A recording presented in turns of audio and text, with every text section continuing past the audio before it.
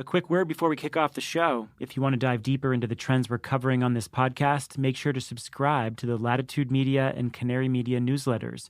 Our news teams at Latitude and Canary have partnered up to make these shows, Carbon Copy and Catalyst, and you should follow the work of our journalist teams at the forefront of the trends that we talk about every week on the pods.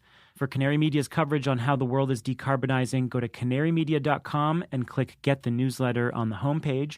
And for Latitude Media's business-to-business coverage of frontier clean energy trends, go to latitudemedia.com/newsletter. We're going to have links to both in the show notes, so make sure you subscribe to both newsletters to get more news in your inbox along with these pods. And now, on to the show.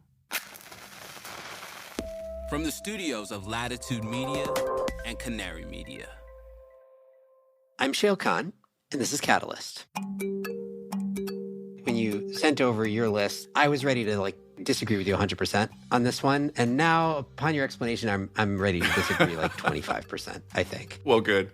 I got 75% of the way there. Well, my guest or partner on this episode stole the joke that I was going to use in my opening monologue for his own opening monologue. So I'll just come out and say it. Here's a Volts Catalyst crossover.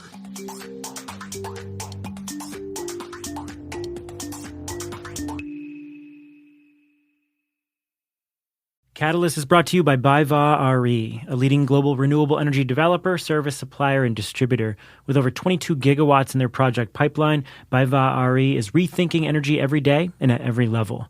Committed to being a solid partner for the long run, BayVa RE wants to work with you to help shape the future of energy. Get in touch or learn more at www.bayvare.com. That's BAYWA-RE.com, or follow the link in the show notes. Catalyst is brought to you by SunGrow. For over 25 years, SunGrow has been delivering PV inverter solutions across the globe. Now in more than 150 countries, SunGrow's solutions include inverters for utility scale and commercial and industrial solar and energy storage systems. Backed by a dynamic technical R&D team and an in-house testing center, SunGrow is committed to clean power for all. Learn more at us.sungrowpower.com. I'm Shayle Kann. I invest in revolutionary climate technologies at Energy Impact Partners. Welcome. So this is a fun one. I've been reading Dave Roberts' stuff, his writing for, 15 plus years. I don't know how long he's been at it, at least as long as I have. He was at Grist for a long time and then at Vox, and now he's got his own shingle he put up under the name Volts. He's been kind of a ubiquitous presence in writing and thinking about climate issues and also politics for as long as I've been in the game. And he's got a pod that, if you've listened to it, you won't be surprised to hear that I really vibe with. He and I have, I think, different lenses on the world, as you'll hear, but we share similar curiosities and we think about a lot of the same questions. Anyway, it's long overdue, but here's our first ever crossover with Dave's podcast, Volts. We talked about overhyped and underhyped trends and stories in climate tech and more beyond that. We didn't have enough time, so we're going to have to do more. Also, before we begin, as you've heard before, I am hosting an Ask Me Anything episode where I answer any questions that you've got about state of climate tech or individual technologies or the markets or whatever. Just send us questions. You can tag us on Twitter or LinkedIn with the hashtag AskCatalyst. That's hashtag AskCatalyst. You can also leave us a voicemail at 919-808-5832 or email us at catalyst@latitudemedia.com. And for now, here's Dave. All right, here we are. I'm here with Shayle Kann, the host of Catalyst. Shayle, welcome to the greatest crossover event in podcast history. Oh, man, I had already written down that joke for my I had written down that literal joke for my monologue. Now I got to come up with something else. It's the Infinity War of podcasts for nerds. So, yeah, we've been, Shayle, I've been listening to Catalyst for a long time, a big fan, and we've been talking for a long time now how we ought to do some sort of crossover, have some sort of chat, especially since we're both quasi under Canary now. So what we decided on was to chat a little bit about the clean energy landscape via the lens of a couple of what we feel are overhyped trends or technologies, and a couple that we think are underhyped. And so we're just going to walk through things that way and have a little chat along the way about what we're seeing and doing. So, Shayle, are you ready to go? I am, but before we start, can I ask you a question? Yeah, please. So when I was trying to come up with my overhyped and underhyped things, I was having like a surprisingly difficult time determining what I think is overhyped or underhyped relative to whom. Right? Yes. Like, I kept coming up with things where I was like, things that are overhyped to the people who care about energy on Twitter, which is not representative of anything important, So I was trying to figure out like, overhyped or underhyped by whom and to whom. And I don't know if you struggled with the same thing. I did struggle with that. We do live in a weird, tiny little insular world in which many things are overhyped that normal people have never heard of, and vice versa. So, I think I did a mix. So you'll just have to explain the context of your answer while you're answering. You have to explain underhyped or overhyped to whom while you're answering. Some of mine are definitely overhyped or underhyped to our audience. Right. Yeah, exactly. Which, as you say, does not mean much to the wider world, since we both have audiences of, energy nerds, handsome, virile, unusually intelligent energy nerds of course. In our audiences. Yeah, I also struggled a little bit with like, there's some things that I think might be overhyped because I overhyped them, which is a bit circular. But... I know. One of my underhyped is something that I have been relentlessly trying to hype for years, but I just don't think I have the hype power to bring it up to the hype level where it would be sufficiently hyped. So we'll discuss those along the way. So we're starting then with your first underhyped trend. So tell us what it is and perhaps to whom it is underhyped. Okay, so I think this is underhyped by almost everybody outside of a relatively small corner of the clean energy world that's like trying to pound the drum as loud as possible about this, which is the trend of onshoring of manufacturing in clean energy supply chains. Onshoring, and I guess I would add nearshoring or friendshoring, but predominantly onshoring. So let me contextualize a little bit, which is, I know you were around for the whole solar story as solar was just starting to mature, but like the short version of that story in my mind, if you go way back in solar history, was Japan was really the first market that both installed any meaningful amount of solar and produced it, right? And you had these companies like Sharp and others way back in the 90s, and Japan had this feed-in tariff for residential solar, and that was small and steady for a long time, and not a whole lot happened. And then what really kickstarted the solar market was demand in Germany first because of their feed-in tariff, and then in the U.S., predominantly in California, thanks to the California Solar Initiative and the Renewable Portfolio Standards here. And then it spread through other parts of Western Europe as other countries like Spain and the Czech Republic and Italy and others started introducing their own policies. But demand was clearly coming from Western Europe. Manufacturing followed briefly, right? In Germany in particular, right? You had some of the big early solar manufacturers were German companies. And the U.S. looked like it might be on the verge of a domestic manufacturing renaissance, largely of the next generation of technologies, thin film solar. And then, of course, everybody knows how the story ended up playing out, which is that basically all of that manufacturing moved to China and then kind of spread into Southeast Asia as trade barriers started to get enacted and has stayed there, right? And the thing that I think is underhyped that people don't appreciate starts with solar but doesn't end with solar, which is that thanks predominantly to the Inflation Reduction Act, but not exclusively, we are seeing a crazy renaissance in domestic manufacturing of clean energy components. I woke up this morning to another announcement. This is Canadian Solar, which despite the name is really a Chinese solar manufacturer, setting up a 5 gigawatt cell manufacturing facility in Indiana. Yeah, it's crazy. They're one after the other these days. I've almost become numb to them already, and it's only like a year, but it's just one after the other. That's the key point, right? We're barely over a year since the IRA, and yeah, it's solar cells and modules, but obviously the battery and EV supply chain is the other place this is playing out in a huge way, and it's an enormous amount, and we've never seen anything like this in the history of clean energy. Yeah, it's this is one of the things I struggle to convey to people outside our world. I think it's gotten out that IRA is a climate bill, but I do not think it is appreciated the sort of brashness or the sheer ambition involved in attempting to stand up a domestic supply chain for these things out of almost nothing, right? And it's just a huge conjuring feat accomplished with a boatload of money, and it's happening right in front of us. It is quite remarkable, though. I do wonder. As big as the growth seems from our end, since we're starting from a relatively, sort of desiccated manufacturing base, as people have been complaining about for years, do you think we're gonna get to a meaningful chunk? I mean, China is like 95% on most of these materials, most of these manufacturing, most of these supply chains. I mean, what other than it brings us jobs and it employs a lot of people in a lot of areas that are hurting. And so it's good for that reason. Manufacturing is good. But do you think we're going to be able to build up enough of the manufacturing on our shores that we can throw weight around in the actual market? Or do you think it's more of like an insurance policy we're doing?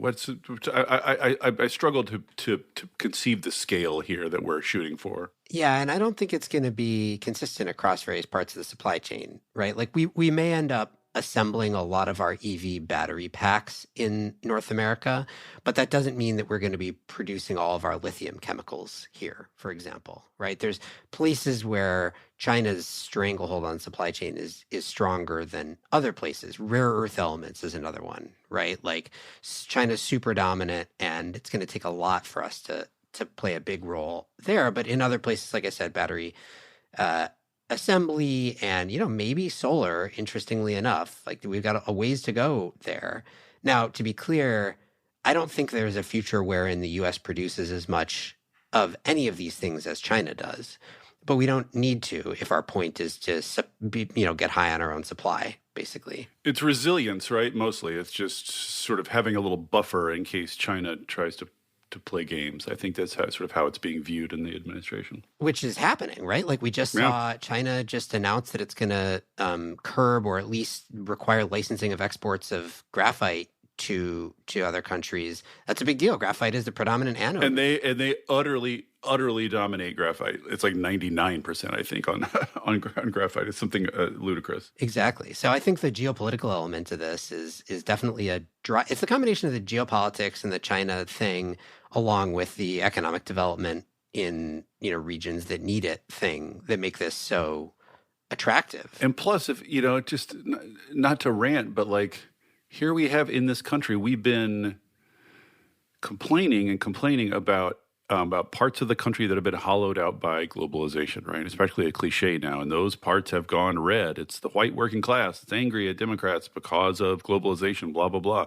So here, is a huge multi-$100 billion very direct effort to reverse that, to get manufacturing going back in exactly those parts of the country. Like you've seen the maps. These are red areas where these jobs are going. Here we have a multi-billion-dollar effort precisely targeted at reviving manufacturing precisely in those areas. And it's like you can't get the news to talk about it. I think that's true. You said you think people will look up that IRA is a climate bill. I'm not sure I think people pay any attention to IRA might be at this optimistic. point. Yeah.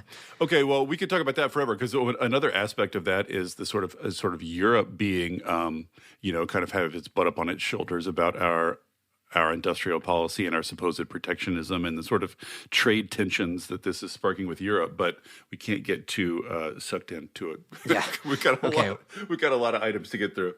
Yeah. Save that one. Okay. So that's my first underhyped. What about you? What's your first underhyped trend or technology? Well, this one, people will laugh at me about this one as you did when I emailed it, but my first underhyped is thermal storage. Anyone who's been listening to either of our I was going to say, you and I have both been hyping this one. Yes, so I know this is the one where you're reflecting a failure on our collective part. I know a failure of our scale. I think this deserves I'll say this. Right now, thermal storage is having a little bit of a moment in our audiences, right? In our energy world, in our sort of kind of nerd circles.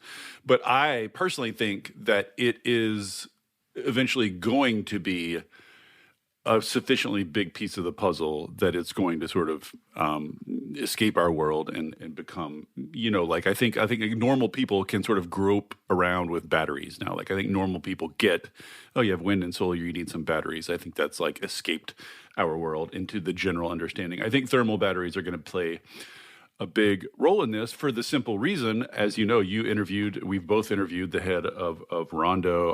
I interviewed the head of Antora. I don't know if you talked to him too. I think the reason it's going to be a big enough deal that even normies will hear about it is that it is going to be this kind of skeleton key that unlocks the decarbonization of industrial heating and cooling, which is, one of the big, quote unquote, difficult to decarbonize sectors. This sector that everybody's worrying and fretting about and tearing their hair out about. Like, we know how to do electricity, we know how to do transportation, we know how to do home heating and cooling.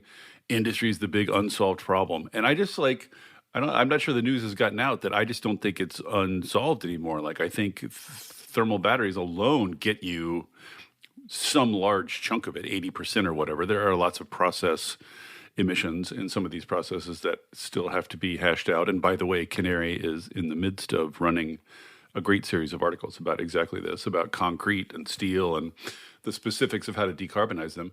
But basically, if you think of replacing, for a given industrial application, replacing a natural gas pipeline and a natural gas boiler with an electricity pipeline, an electricity line, and a thermal battery, they get you basically the same thing. And so voila, they're like half the final energy we use is heat. Half of that is industrial heat. Voila, there's your industrial heat. To me, thermal. In addition to just being delightful technologically, I love just the simplicity of, heating up a box of rocks until you need the heat. I love the technology of it. It's also, I don't feel like the news has gotten out. It also basically like tackles the industrial heat problem, and there's not a ton left over after this, I think. So I have one comment and then two questions for you on this one. So comment is, I obviously generally agree with you. You and I have both been very bullish on thermal storage, listeners of this podcast, and for full disclosure, know that we're investors in Rondo. The way that we think about it actually is for your industrial heat, the world ends up splitting into two categories. There's high temperature industrial heat and then low temperature industrial heat. I think for high temperature industrial heat, thermal storage is awesome and exactly as you said, may end up being the solution. For low temperature industrial heat, you may just be able to electrify directly. We like heat pumps for low temperature industrial heat. So you kind of split the world that way. My first question for you, thermal storage is not a new concept. These companies are new and they have new... One of the oldest in all of energy, really. But there was a wave of excitement around thermal batteries maybe 10 years ago. And I'd say two things were different about those attempts than the new ones. One is the materials they were using. They're often stuff like molten salts that are highly corrosive and tough to handle. But two is that they were all talking about electrical to electrical storage, right? So they were serving the function that a lithium-ion battery would serve on the grid, albeit maybe with different duration and costs and so on. What you're talking about and what we find most exciting as well is a different thing, right? You turn electricity into heat, you store it as heat, you deliver it as heat, rather than turning it back to electricity. Is that... Which gets you way higher efficiency. Like you can get 95% of your heat back out. That's the key point. Yeah. And I think that's what, when people talk about thermal batteries or thermal storage, if they're not already clued into this, they're thinking of a battery that goes power to power. And we're talking about a battery that goes power to heat, but has storage in the middle. Yeah, you got to start thinking about heat. I mean, a lot of my answers today, and I think a lot of the pod lately, a lot of both our pods lately are about heat, about just like, you got to start thinking about heat more. It's kind of the forgotten energy, like saving it, using it, reusing it, using waste heat, all these kind of things. Like, So yes, I agree. It's using heat for heat that is going to be the sort of killer app. Because another thing I think this unlocks, and we could do a whole pod on this too, but I'll just sort of kind of throw it out there and mention it, is this enables, it's very, very difficult right now. The most difficult part of building electricity generation is getting hooked up to the grid. It's not cost or financing or anything anymore. It's just waiting for your slot on the grid. So the beauty of this concept is you can just build some renewables out in the middle of nowhere, and instead of hooking them up to the grid at all, you just hook them up to your heat battery, right? Store all the energy they store as heat, and then use the heat directly in some industrial application.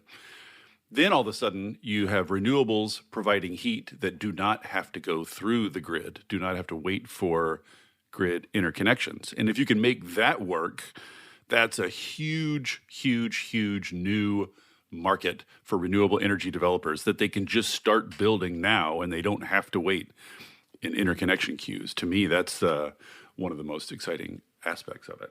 Yeah, I mean, 100%. And just to add on to why that would be such a big deal, as it stands right now, if you're trying to develop renewable energy, if you're trying to develop any electricity generation, you're extraordinarily location constrained because you need to go not only where the resource is, obviously, but you need to go where there's land available, and you need to go where you can get interconnection, as you said.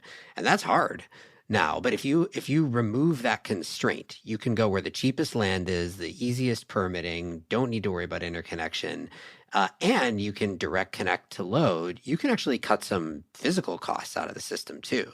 So it's this theoretically this massive unlock. Yeah, all your T&D costs vanish, right? There's no T&D costs. It's just the power. It's just the cost of the power itself, which, as we know, is super, super, super cheap these days. I mean, that's kind of what all the heat battery guys say. The reason this one is a bigger deal than the last one, the reason so many things are changing is just the renewables have gotten so cheap that there's just lots more to do with them now.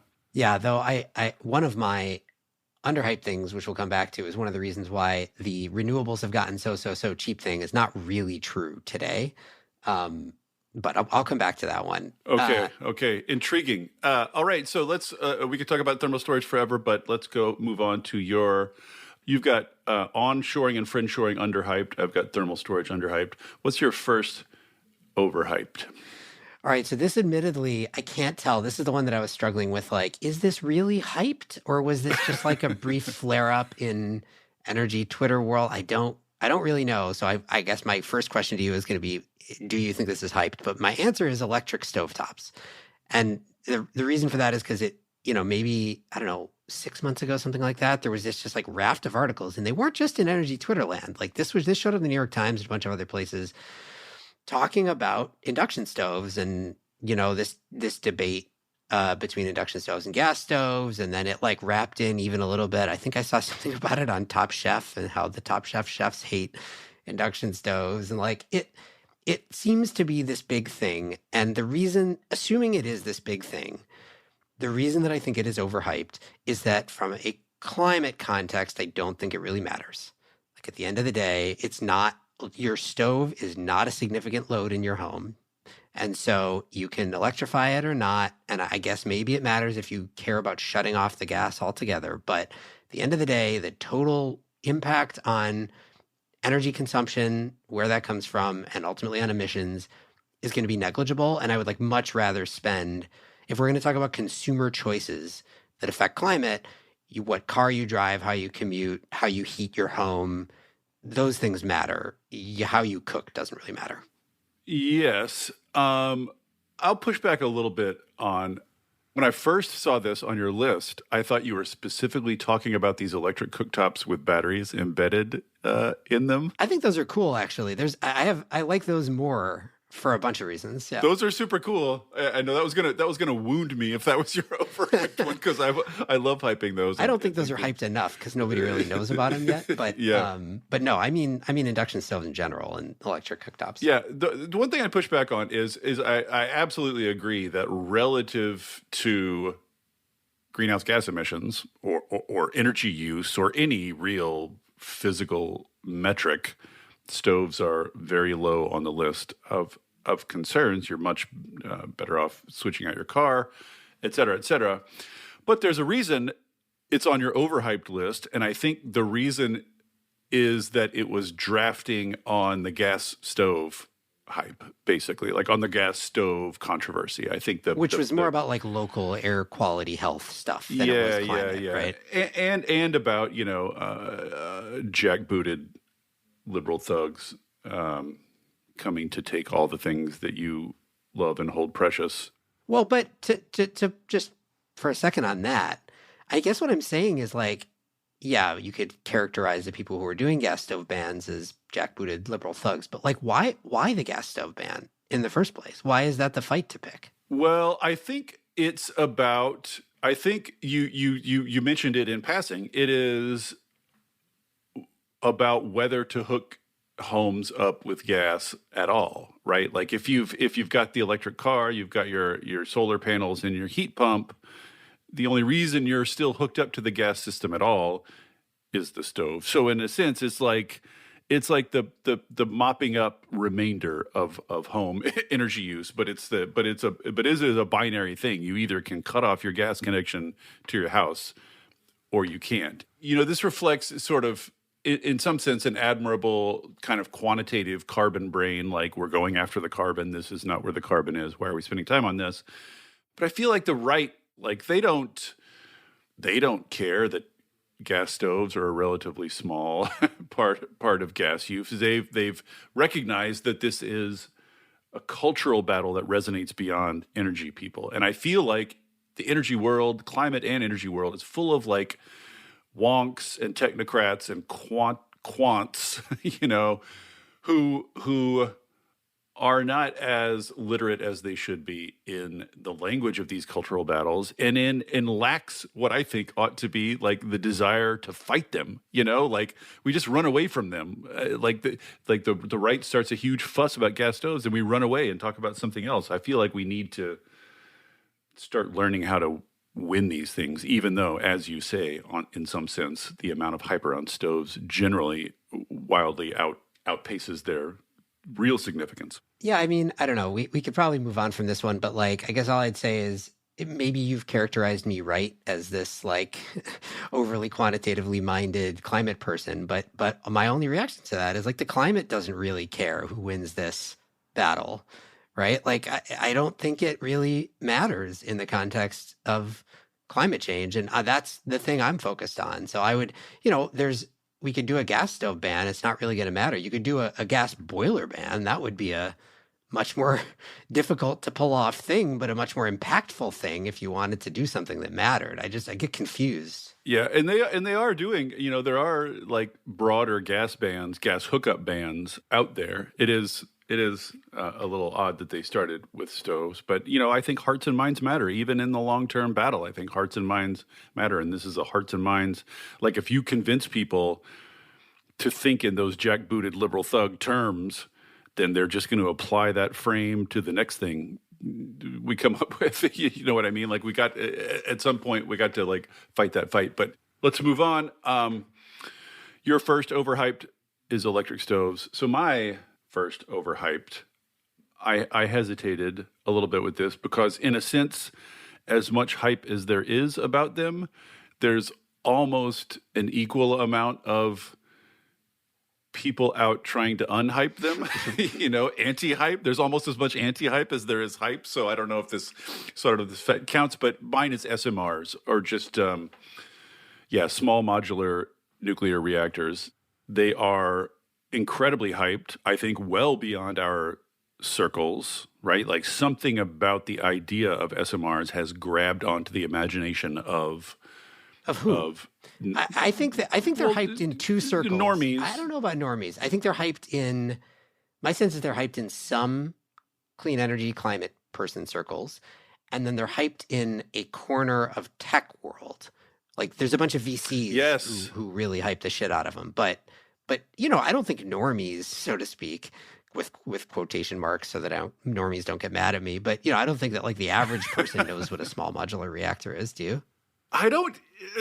This is a theme in our in our show, is our utter mystification about what normal people do and don't think about or know. I don't know. I feel like advanced nuclear, like nuclear renaissance, nuclear is better now. It's smaller and cooler and safer. I feel like some of that has drifted beyond. But you're right. I think the hype that is most bothering me is among some powerful people in corporations looking for ways to decarbonize themselves, are ordering these things. Like you have like cities and utilities.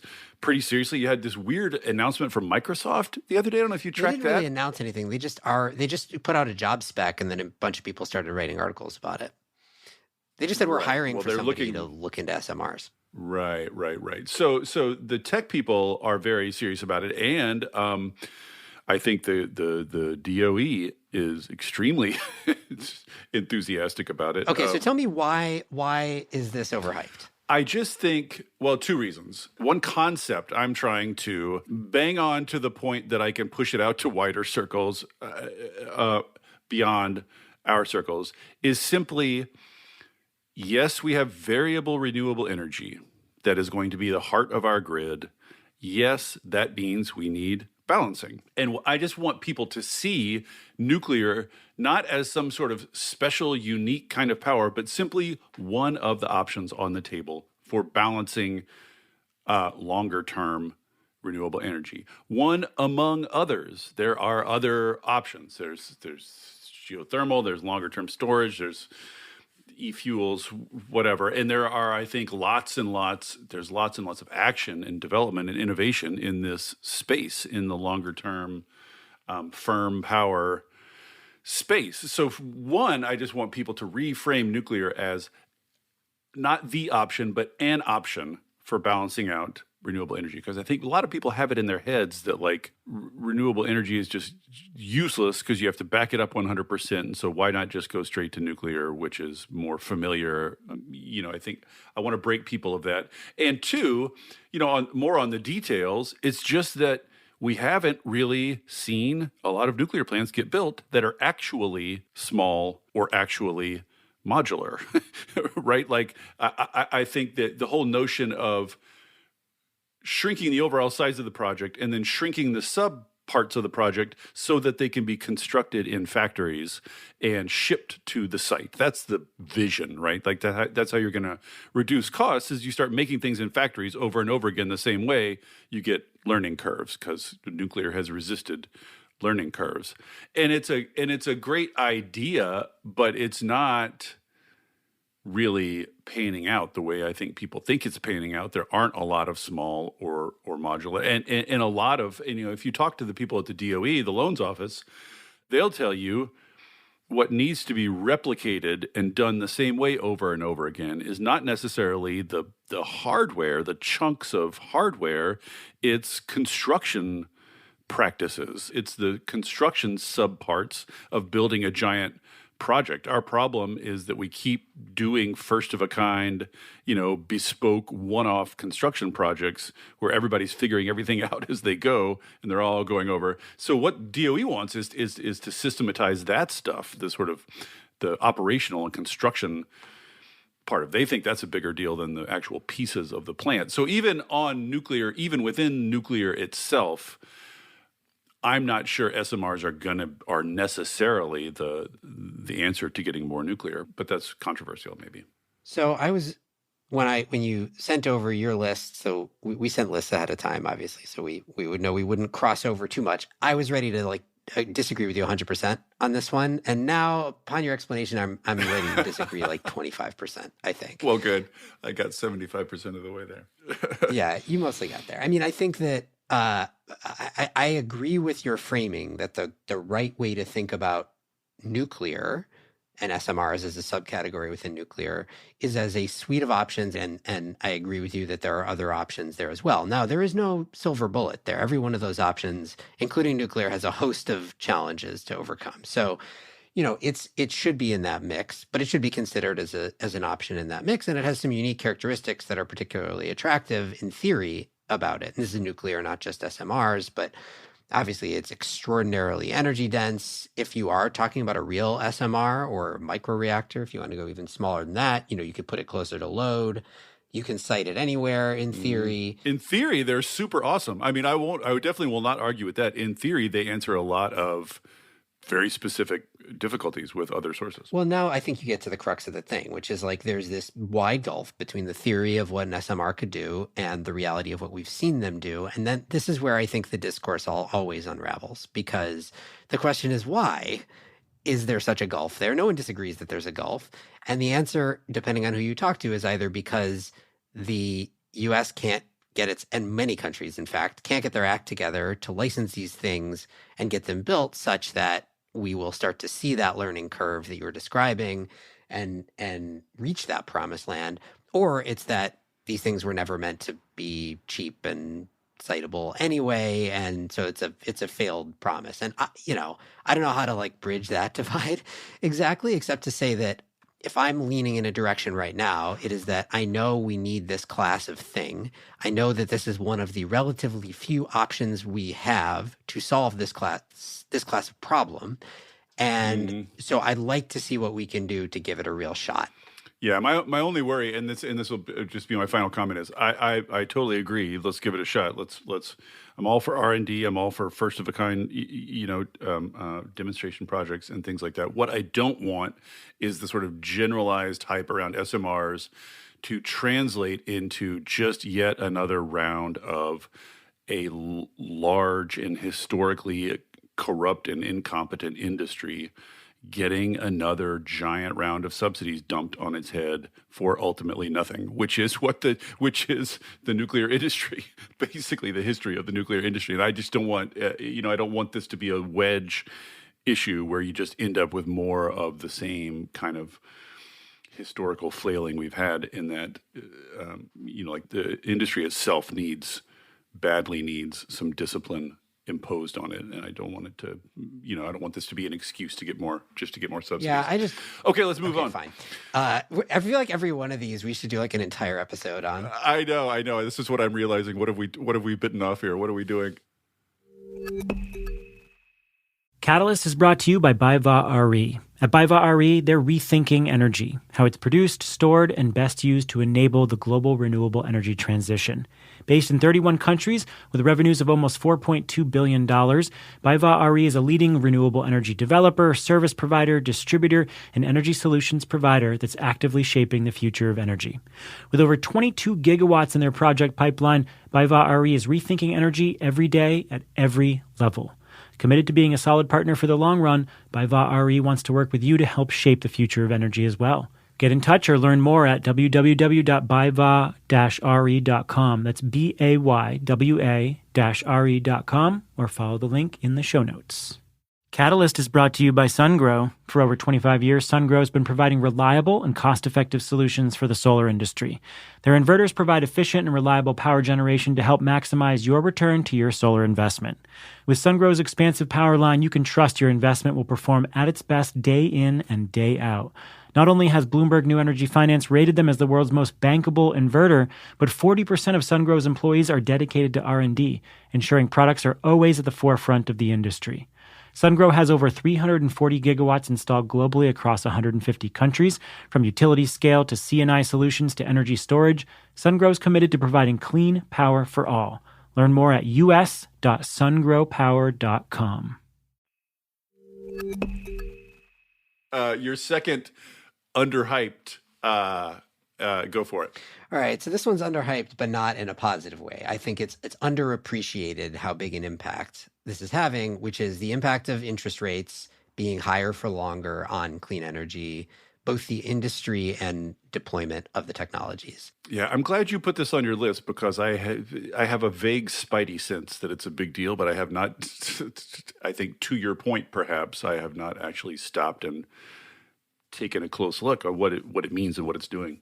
Yeah, I mean, I've been meaning, and I probably will at some point do a whole episode on this. It's concerning, right? So high level, most clean energy technologies, the thing about them is that they are high CapEx, low OpEx.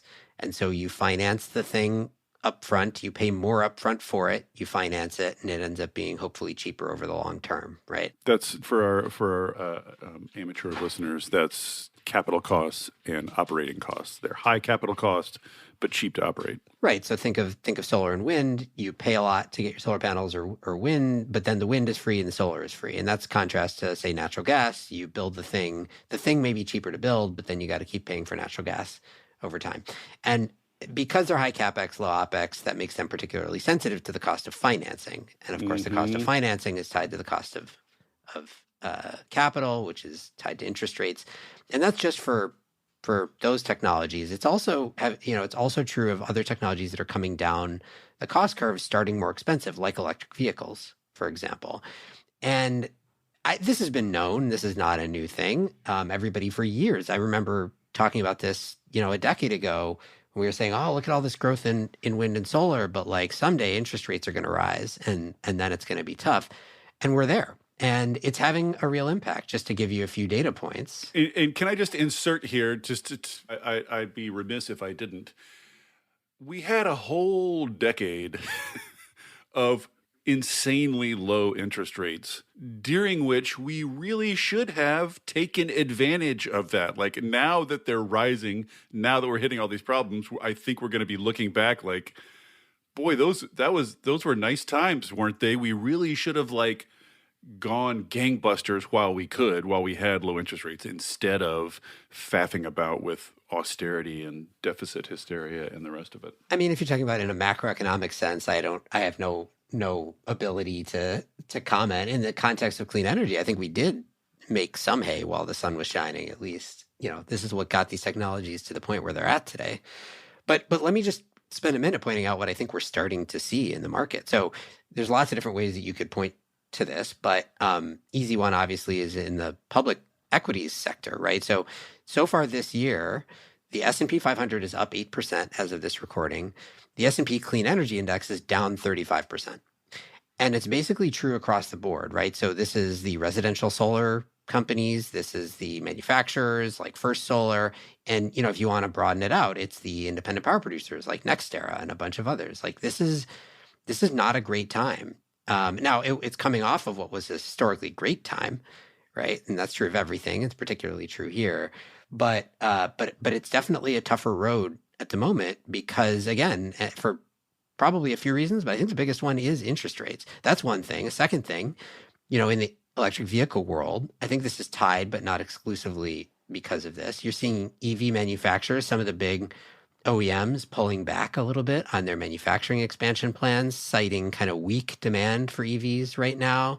And then I'll give you one more data point, which is just that in oil and gas world, the super majors, at least some of them, are announcing at least sort of moderate pullbacks in their plans to expand their clean energy businesses because they're getting a lot of shareholder pressure to focus on the more profitable part of their operation, which remains oil and gas right now.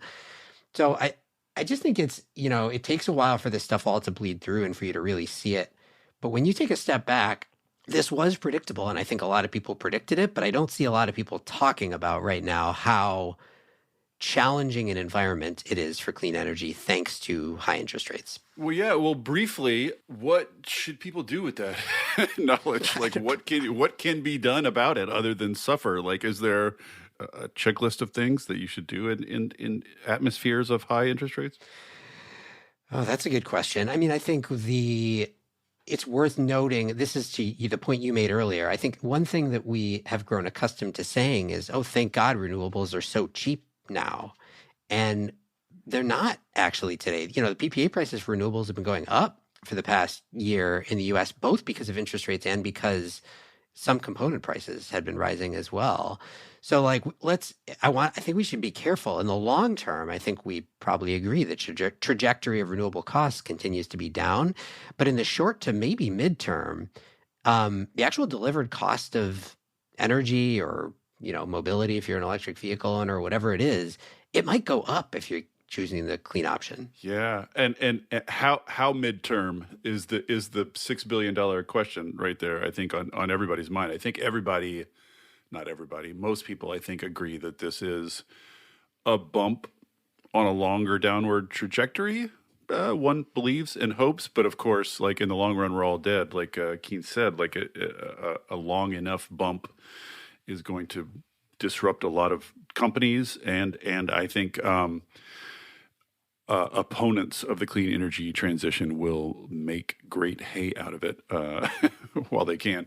Right. Okay, so we should move on probably. Okay, so that was my second underhyped thing, interest rates. What's your second underhyped thing? I went back and forth on this one too, because I have hyped these in the past, and they are getting a little bit of hype in our world, but I think are totally unknown in the larger world, which are, and to this point, I don't think they even have a standard terminology yet. Sometimes they're called geogrids.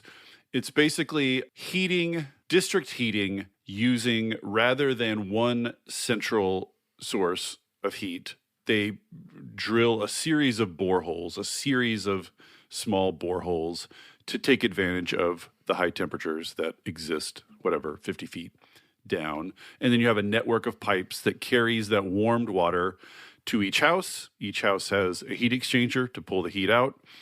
And basically, if you can build one of these things, you have what I think is easily the cheapest and cleanest and most efficient way of heating and cooling buildings that exists in the world, as far as I can tell. And so there's I did a pod on this a year and a half ago. They're building a test one in Massachusetts now. I think maybe some campus, I should have looked this up before we started, but some campus I think is building one. And to me, I as I said earlier, I've been thinking a lot about heat lately, and this gets to that.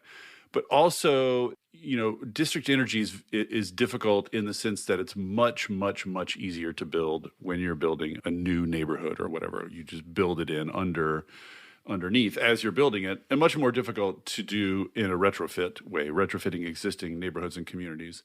But this, I think ideally can piggyback a little bit off of natural gas infrastructure, either using the natural gas pipes themselves or using all the rights of way and the holes and the tunnels and the whatever else.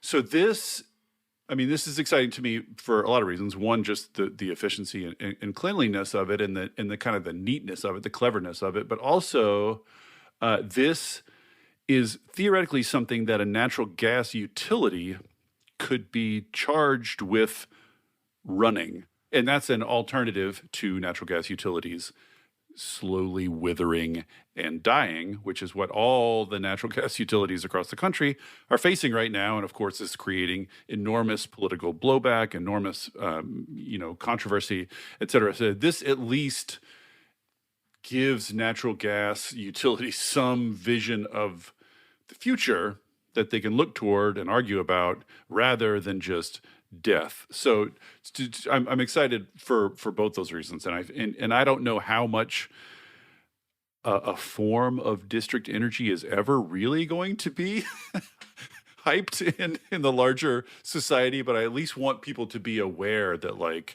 there is a way for natural gas utilities to transition to something else clean that exists. Well, setting aside the natural gas utility death spiral thing, which I think we should have a separate conversation about another time. I don't agree that is what they are facing otherwise, or at least. Oh, really? Yeah. But that aside, I do agree with you that whatever you want to call these geogrids or district heating underground thermal heating networks is the boring term. I agree that they are underhyped because I think they are barely discussed at all in the US. I think there are more in Northern Europe, right? Like this is where there's a real market for it. You mentioned in the US you could literally count on one hand. I think they're nascent at best in the US. Yeah, but I agree with you. I think they're actually quite interesting. I think that you're right that in theory, if you could do it, it's maybe, at least in some places, going to be the most efficient way to heat buildings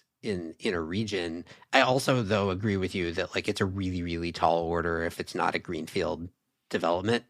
And so that's what I've always struggled with is how do you awesome. And maybe some campuses and things like that could pull it off. But if you want this to really scale, is it realistic to imagine that's going to happen anywhere other than new developments and then these campuses that sort of control the entire district themselves. Yeah, this is why I was a little iffy on including this, because I'm charmed by it and I love it and I have high hopes for it, but it does require, it's one of those things like you mentioned one, I think, signal feature of technologies, but another thing I think that you find in common across a lot of these technologies is they're cheaper and they work better if you plan up front. They require a lot of planning and coordination, often across jurisdictional lines, across entities, across different kinds of entities owned by different people. They just require a lot of planning and coordination.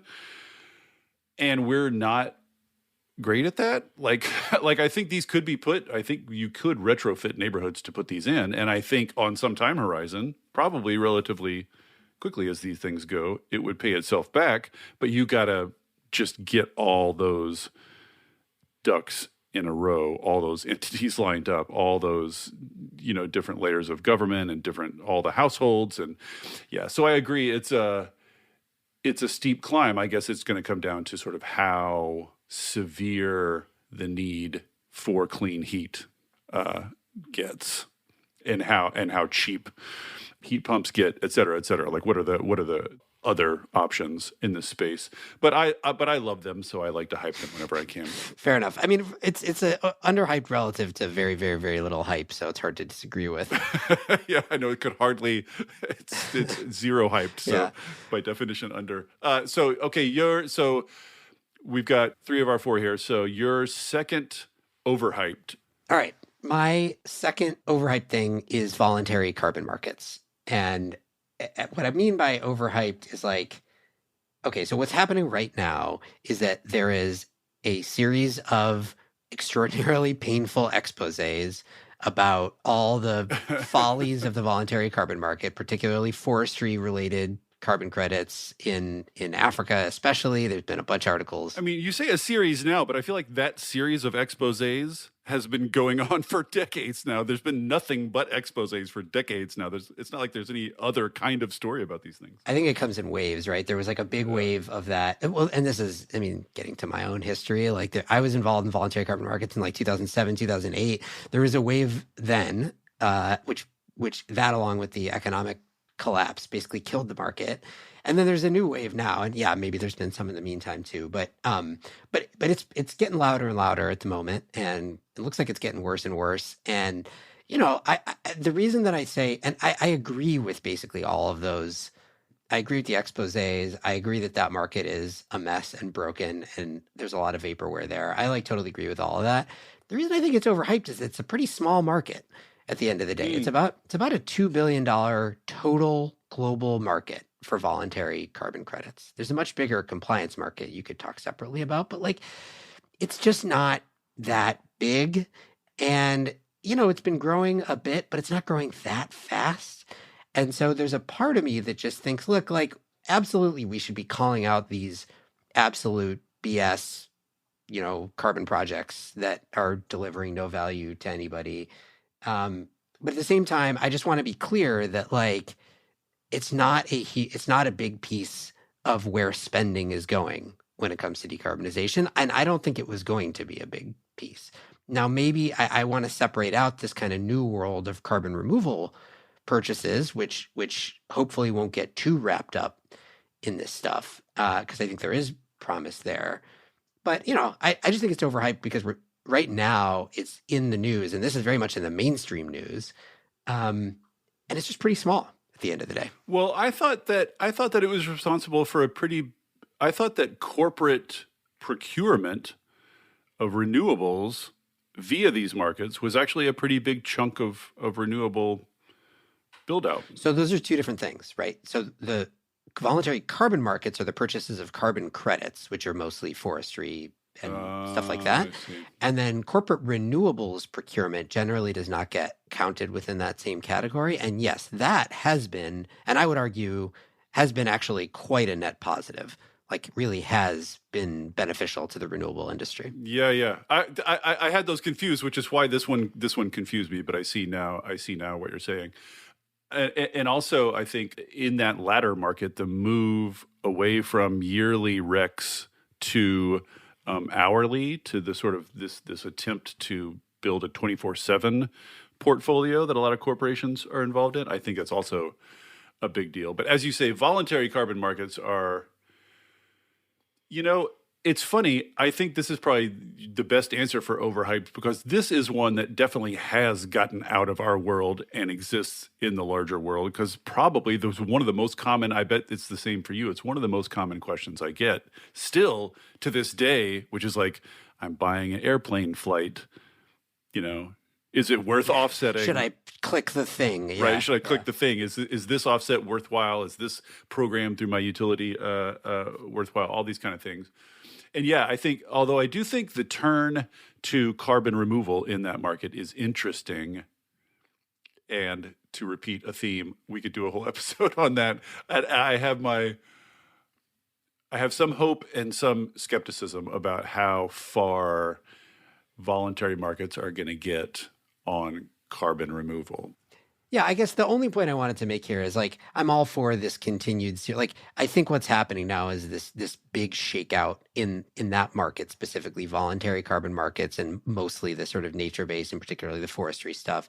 I think that's a good thing that is happening, but I just want to remind everybody, it's a very small market in a global context. Okay, last one, I think, which is your final overhyped thing. My final overhyped. My second overhyped is the whole discussion of minerals. I wish we had more time. I really. We need a whole. I'm ready to go to war on this one. All right, you go ahead. You think it's appropriately hyped?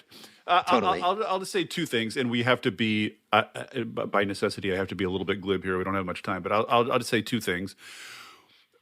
One is, this has definitely escaped our world. Like, I think at this point, the idea that batteries and electric vehicles use materials that are mined in horrible ways and that are environmentally destructive, that notion has escaped our world and now comes back at me all the time from randos online and whatever. So I think that idea has grabbed on to the public imagination. And on that score, I just think it's incredibly important to remember that there is no story, no matter how negative, about the materials needed for the clean energy transition that adds up to anything close to the ongoing day-to-day destruction of the fossil fuel system. I think that you probably agree on. I think that's starting to come out in more and more papers and more studies. Just if you tally up pure environmental damage, digging up fossil fuels every day to keep shoveling in our engines is just way worse than any conceivable alternative. I see. This is okay. But I'm going to go the other way now. The way you're going to disagree with is my second point.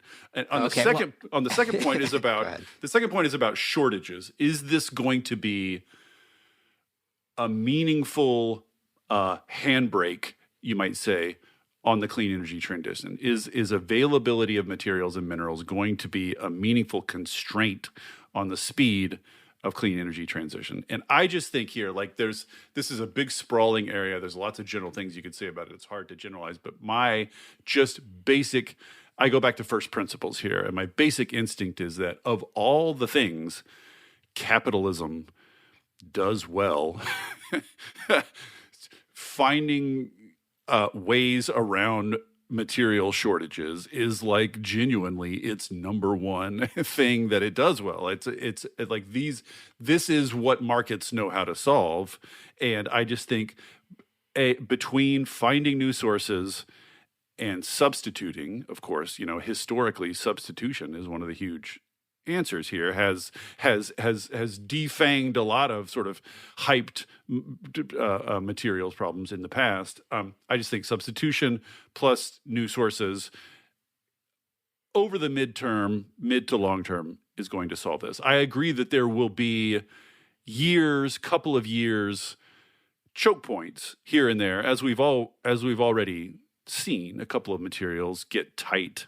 But I just think in the fullness of time, the multi-billion-dollar global market, the entire global transition that's running now is just going to stampede over those problems. And in retrospect, we'll look back and I think that will not be as big of a deal as we are now expecting it to be.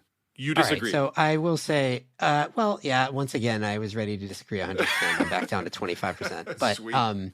I do agree. I mean, the way I put it to people is like, look, there is no free lunch in decarbonization. Whatever we transition to from what we do today, there's going to be some cost to that. One of the big costs is going to be a lot more mining and dealing with a lot more minerals. That's true. And I do not think that should be a reason to slow down. So I agree with you on that first point generally. On the second point, I also agree with you in the fullness of time comment. I think what I would say is that the time periods during which we are able to do, particularly to unlock more of a particular mineral or to do the substitution, are not generally 1 to 2 years. What scares me is that the average time it takes to build a new mine right now, pretty much everywhere in the world, 15, 20 years, right? And these markets do move, but they move at that pace. And so what worries me is not like we'll never figure out a way to expand the clean energy economy because we're going to run out of name your mineral. It's that we'll have like periods of more like 5 years or 10 years where we do have a shortage. And the shortage doesn't translate to we can't sell any more electric vehicles. It translates to higher costs for electric vehicles. And that translates to lower demand. And that's 5 to 10 years of, stalled growth that we can't afford. So for me, it's not that I agree with you. We'll have enough stuff to make the things that we need to make. But because this transition is occurring so quickly and you can already start to see the geopolitical impacts and all these other things, like I think that there are real possibilities of crunches that have a meaningful impact on the pace of adoption of key technologies. And that's what I think we need to keep an eye out for in kind of minerals world. Yeah, that'll be interesting. That I think is the real question here. Like the worth, the environmental, it's definitely an environmental advance to do this transition. That I think is obvious to both of us and not obvious, I don't think, to the general public now because of this spate of hysterical, bizarre anti-EV articles that have come out really recently. I don't know if that's just a function of EVs growing now and starting to like pose a real threat or whatever, but it seems like there's been a surge of those. So that I think is nonsense. This all comes down to how big are those periods of tension? How big are those periods of choke point or slowdown or higher costs? And do they mount on one another and, in such a way as they exacerbate one another? Or is it the opposite effect? Do we find ways around within markets or shift to other markets? And the one other thing I throw out here is just that the danger you're raising is a great reason to think more seriously and systematically about minimizing our need for materials generally, and that'll be different sector to sector. But I did a whole pod on this question having to do with EVs, and like one of the things we could do is walk and bike more and drive less and try to reduce VMTs generally. And then you reduce the need for lithium, et cetera. And if you make, if you improve building codes and make every building airtight, maybe even energy positive, you reduce the need. You can reduce the need for materials in a lot of different ways in a lot of different sectors. And I feel like that's kind of been moved to the back burner. And I think the whole materials issue might move it back to the front burner. Sure, or you lightweight a vehicle so you get more miles traveled per amount of material. Totally. Yeah. So maybe to wrap up, I'd love to just hear your thoughts on. You've been in this biz for 20 some years now, going on 20. I don't know what the exact number is.